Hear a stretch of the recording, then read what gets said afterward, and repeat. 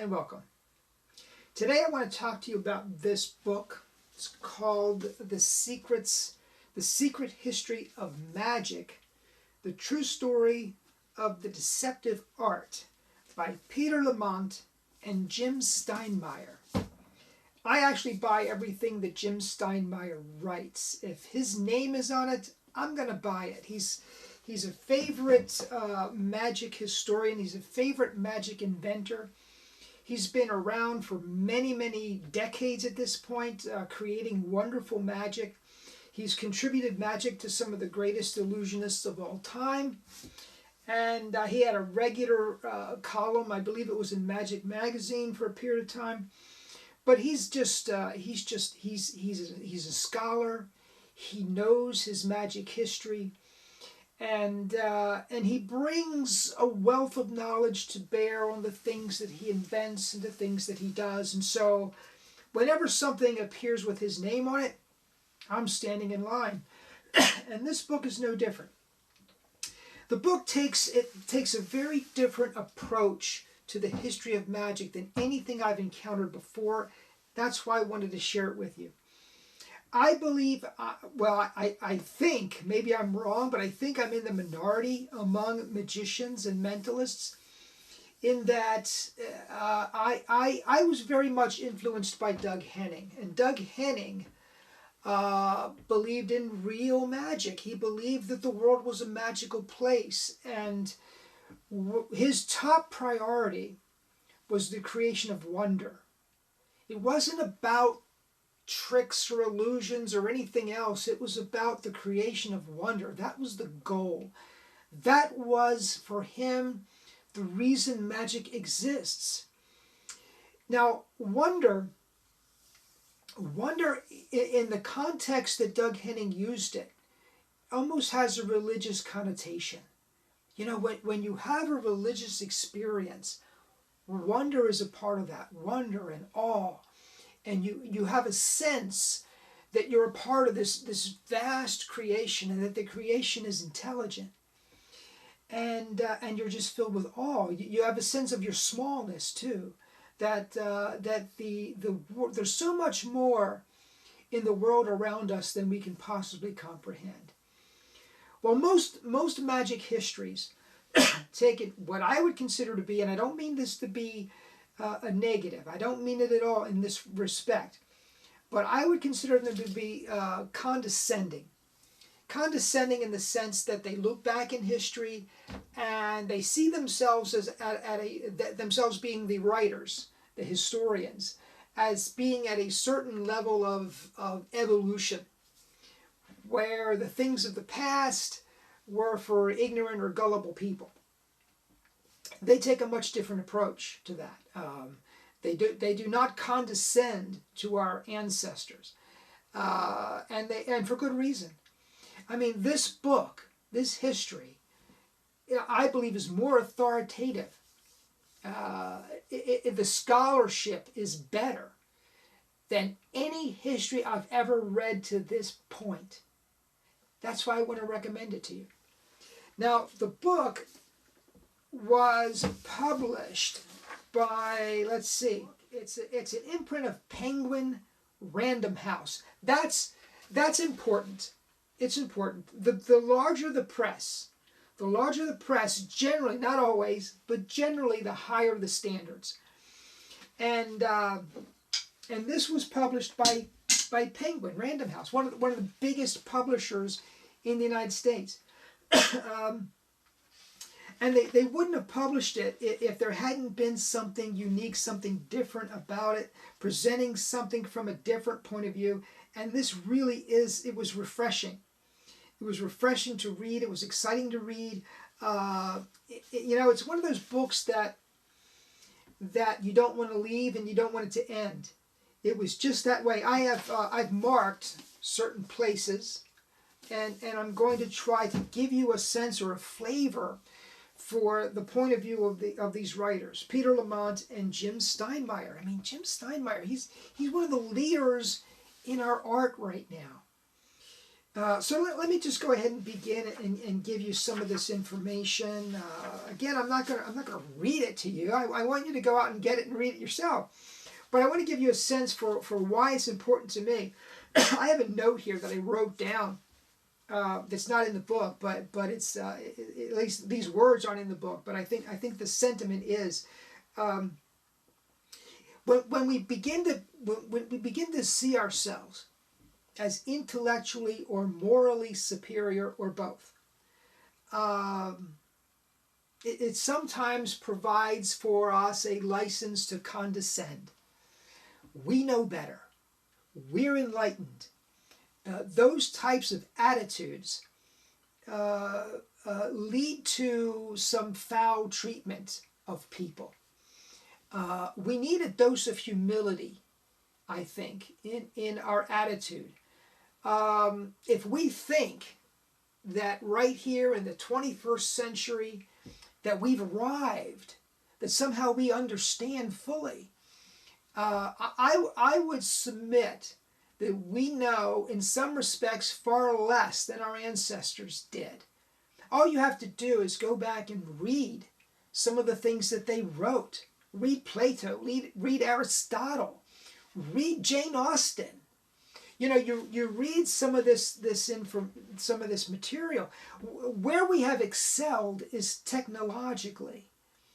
We've excelled in technology. We've excelled with some comforts. We've excelled in medical science, certainly. We have excelled and we have grown in some respects, but in other respects, we're moving backwards. So intellectual and moral superiority, that sense of I know better, I'm better, it condescends. When you read some of the other, I'm not going to name them, but the vast majority of magic histories condescend to those that came before us. Not just the people in ancient history, but some of the people in modern history that came in the last century and the century before that. So here's the opening paragraph. We are going to reveal some secrets. We are going to tell you the story of magic and explain what really happened. We wish to correct a few mistakes, but we also wish to tell a better story. A story that explains what magic has been, what it is, and why it matters. I wish every magician and every mentalist today would pick up this book and read it. Because when you're finished, you will understand what magic is and why it matters. They accomplish that goal. Now let me go on and read some other things here. Just flip here. Here. Now one of the things I love about this particular history is that it doesn't just look at magic throughout history. It looks at the cultural context. And here he says, in the case of the Bible, many people believe that it is true. Thus, what some regard as fiction, others believe to be real. Indeed, when the early histories of magic were being written, this was the standard view. It was believed that Moses and Aaron could perform miracles, but as heathens, the Egyptian magicians could not. Hence the conclusion that they resorted to trickery. We always interpret the past in a way that fits our present assumptions. In our culture today, there are people that have an ideological point of view, people in power, people in offices of influence. They have an ideological point of view. And because they feel themselves intellectually or morally superior, it's okay to disregard other facts that contradict that view. And to a large extent, that's what magic histories have done in the past. They've disregarded or they've condescended. Now, let's go on here to this. He's quoting Socrates. A sense of wonder, according to Socrates, is where philosophy begins. A sense of wonder. On the one hand, the magic trick is trivial because it is merely an illusion. On the other hand, it is far from trivial because it is a source of wonder. This has been an ongoing theme throughout the history of magic. Some have dismissed magic as a trivial diversion because it is not real. But the point of magic is not that it is real. The point is that it creates an effect. And the effect of magic is this: something happens that cannot happen. This is a paradox, and it is a source of wonder. The purpose of magic is to astonish. The purpose of magic is to create wonder. In one sense, magic is not real, but in another sense, it is. I love that. I really love that. You know, Doug Henning, once again, his whole mission was about the creation of wonder. He believed in it. He believed in the experience of wonder to the point that everything he did was oriented toward that one thing. In many respects, and I don't want to sound too esoteric here, but in many respects, there needs to be a reverence for what we do and an appreciation for that. At least we ourselves need to carry that with us. We owe our audience that. Audiences don't want to be fooled. They want the creation of wonder. And if you experience that, if you can experience wonder in the things that you're doing, it is so much easier to communicate that to your audience. It's the most important thing we do as performers, folks. He goes on to say, this is page 22. When you look at the evidence, you see that early modern people regularly distinguish between magic tricks and witchcraft. Now we're talking here about the age of witchcraft. Well, witchcraft has been and always will be. So not particularly, but I'm talking about the burning time, the time when witches were actually persecuted. Reginald Scott created his book, The Discovery of Witchcraft, to try to say, hey, there's no such thing as witchcraft. There's no such thing. It's all tricks. And this is part of the problem with the history of magic, is that magicians, because they rely in some part on deceptive technique, they assume that everybody does. Well, again, that's a bit of a condescension. It's not so.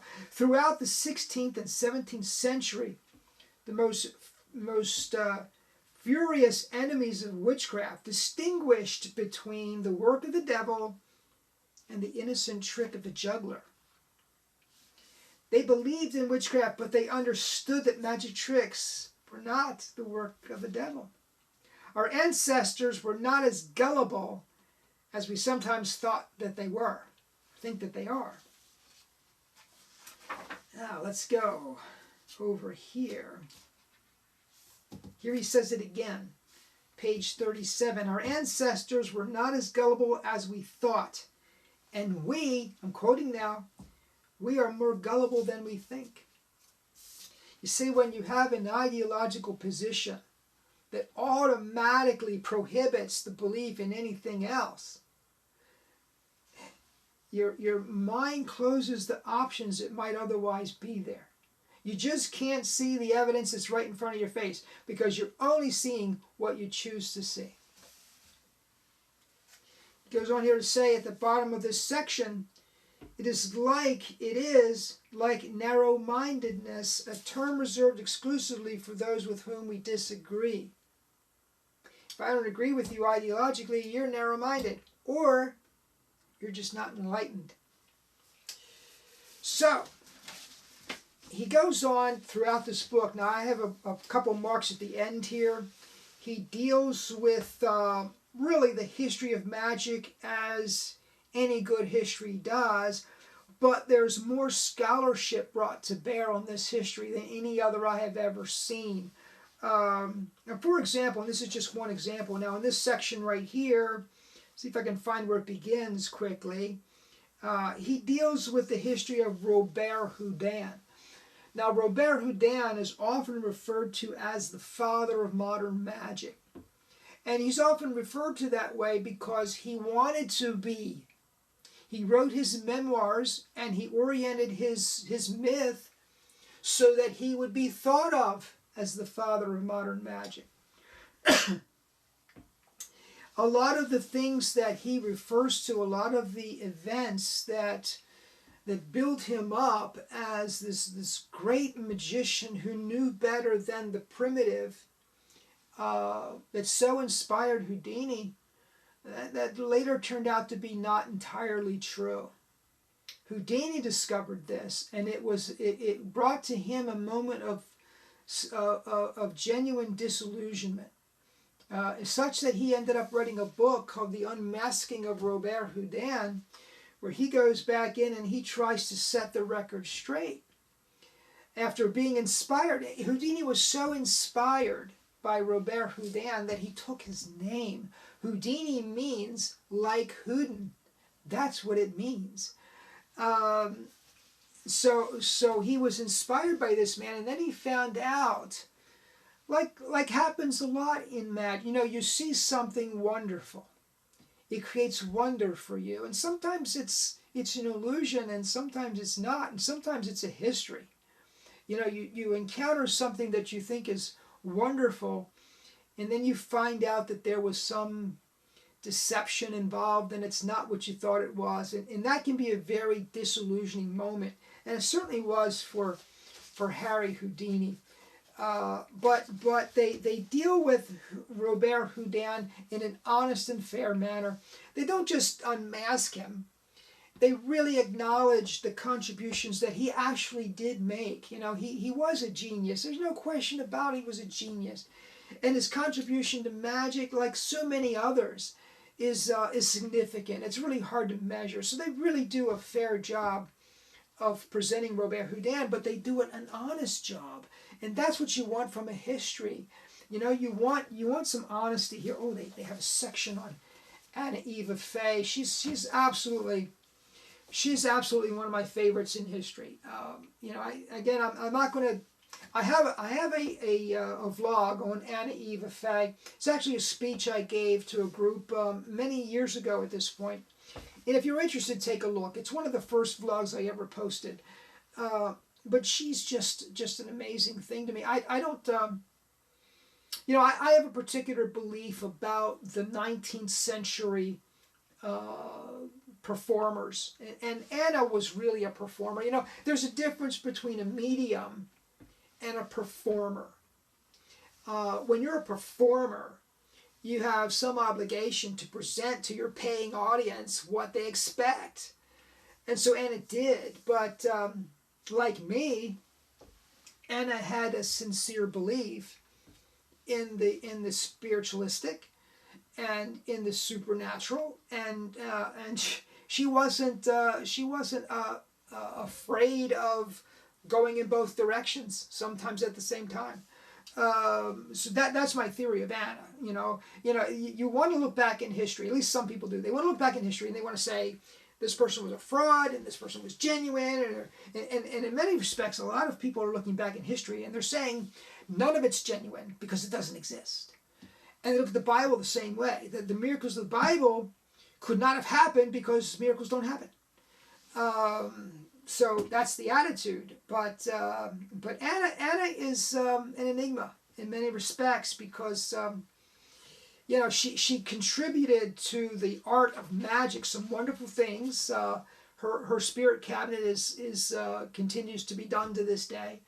But she also created some things that are inexplicable. So that's Anna.